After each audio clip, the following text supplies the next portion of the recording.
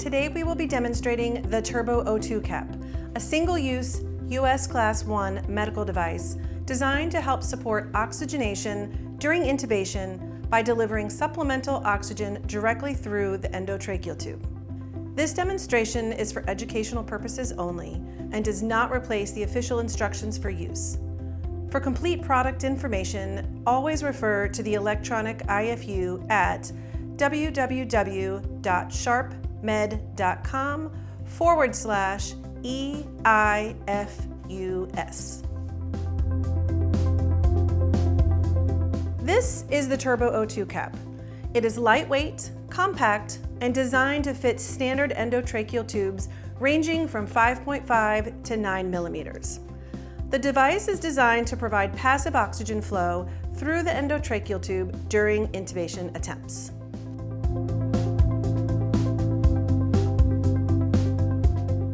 To begin, you'll remove the Turbo O2 cap from its package.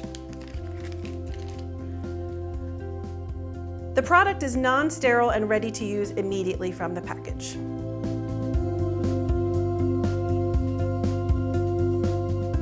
Next, connect the Turbo O2 cap to the proximal end of the endotracheal tube. Simply align the connectors and gently secure with minimal force until it's in place. This creates a pathway for oxygen to flow through the ET tube while intubation is performed.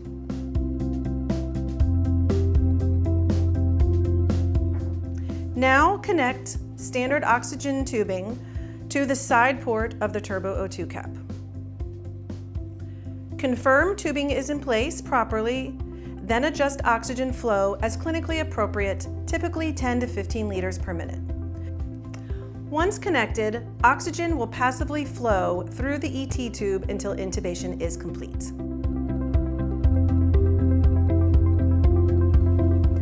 If a stylet, bougie, or rigid stylet will be used, insert it through the opening of the Turbo O2 cap and guide it down into the endotracheal tube to aid in shaping the tube and guiding it during intubation.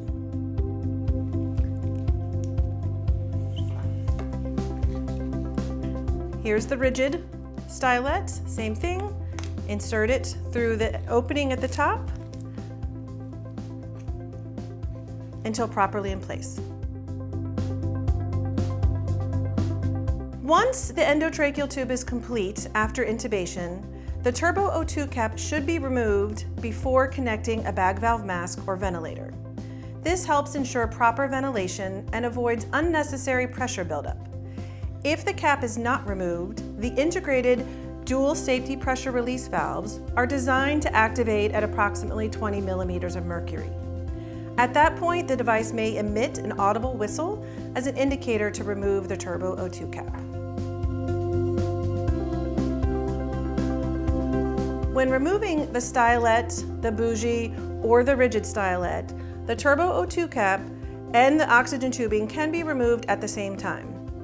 Gently withdraw the stylet while removing the Turbo O2 cap as a single unit, following the natural curvature of the airway.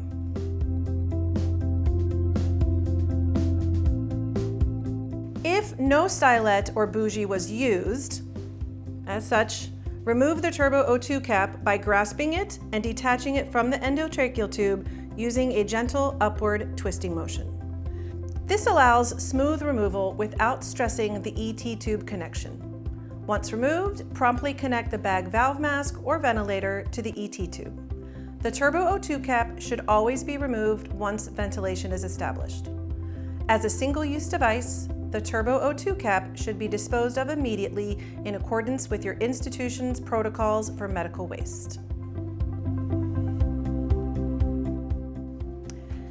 This concludes the demonstration of the Turbo O2 cap.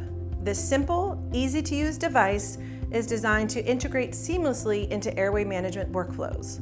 For full instructions, including indications, precautions, and warnings, please refer to the Electronic Instructions for Use, EIFU, at www.sharpmed.com/EIFUS.